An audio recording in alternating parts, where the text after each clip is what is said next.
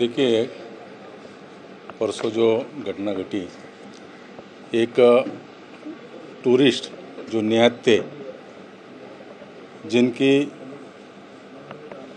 जात देखकर, वो कौन से कौम के वो देखकर गोलीबारी की और निहत थे बिल्कुल लोगों के ऊपर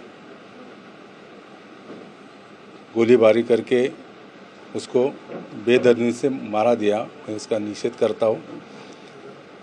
कश्मीर में कई सारे पर्यटक जाते हैं, देश भर से जाते हैं, सबसे ज़्यादा महाराष्ट्र से पर्यटक जाते हैं।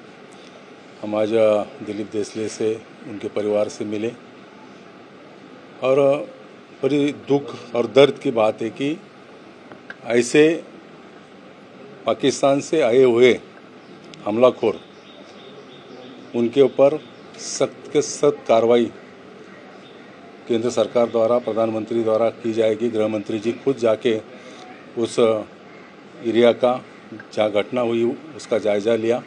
मुझे लगता है कि ये कोई कौम के नहीं है, मानव जाति के लिए पूरी बेदर्दी से जैसे मारा है लोगों को, बिल्कुल वैसे जवाब भारत सरकार द्वारा दिया जाएगा।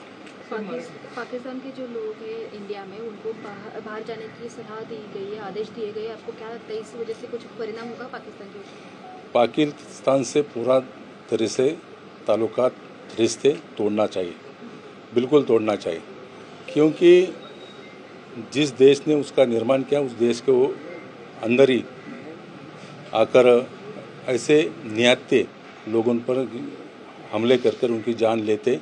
पाकिस्तान के पूरी तरह से जो ही कुछ रिश्ते तोड़ना चाहिए। गृह मंत्री अमित शाह के राजीनामे की मांग कर रहे थे, उनको जवाबदार ठहरा है इस घटना को, आपको क्या लगता है? विपक्ष अपनी बात रखते, लेकिन एक बलशाली कणखर गृह मंत्री जी अमित शाह जी मिले, मुझे लगता है आगे चलकर वो करारा जवाब देंगे।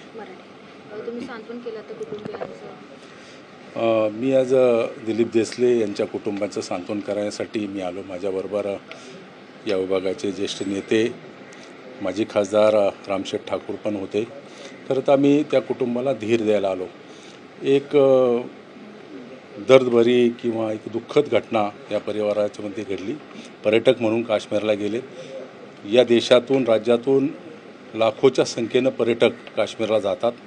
गेल्या वर्षी जवळपास 2 कोटीच्या वर पर्यटक गेले होते आणि पर्यटकांना एक विश्वास होता की 370 कलम हटवल्यानंतर काश्मीरमध्ये येणाऱ्या प्रत्येक माणसाला एक चांगल्या प्रकारचा आधार मिळेल आणि काश्मीरी जनतेला देखील आता असं वाटू लागलं की स्वतःच्या पायावरती आर्थिकदृष्ट्या आपण भक्कम होतोय आणि त्याच्या पुढे गालबोट लावण्यासाठी त्या काश्मीरी जनतेला कुठेतरी या आर्थिक दृष्टीतून नाकाम करण्यासाठी पाकिस्ताननी एक षडयंत्र रचलेले।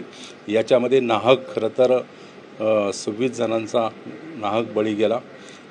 जात विचारून, तो कुठल्याच धर्माचा आहे, कुठल्या जातीचा विचारून गोळी मारणं आणि निहत्ती माणसावर मारला, याचा मी जाहीरपणे निषेध करतो। पाकिस्तानवर ॲक्शन घेतलेली आहे केंद्र सरकारने, पाणी बंद केलेलं आहे, काय वाटतं यामुळे कुठे पाकिस्तान धडा शिकेल? पाकिस्तानवरती याहीपेक्षा सक्त कारवाई केली पाहिजे। पाकिस्तानचं कुठल्याही प्रकारची पाकिस्तानला मदत केली नाही पाहिजे आणि पाकिस्तानचे सर्व रिश्ते, सर्व संबंध भारत सरकारने तोडले पाहिजे। अमित शाह यांच्या राजीनाम्याबद्दल काय वाटतं? अमित शाह एक कणखर गृहमंत्री देशाला मिळालेले, नक्की त्यांच्या कारकिर्दीमध्ये पाकिस्तानला करारा जवाब मिळेल आणि अमित शाह स्वतः गृहमंत्री म्हणून ज्या घटना घडली, ही दुर्दैवी घटना आहे, पण घटना घडल्यानंतर स्वतः गृहमंत्री त्या ठिकाणी गेले, त्या सगळ्या परिस्थितीचा आढावा घेतला। नक्कीच भविष्यामध्ये भारत सरकारच्या द्वारे पाकिस्तानला सबब शिकवला जाईल।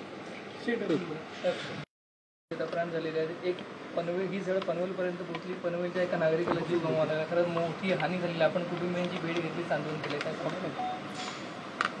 एक गोष्ट अशी आहे की त्यांच्या कुटुंबियामध्ये आज इथं 2 मुली, एक भाऊ, त्यांची पत्नी, हे सर्व इथं आहेत।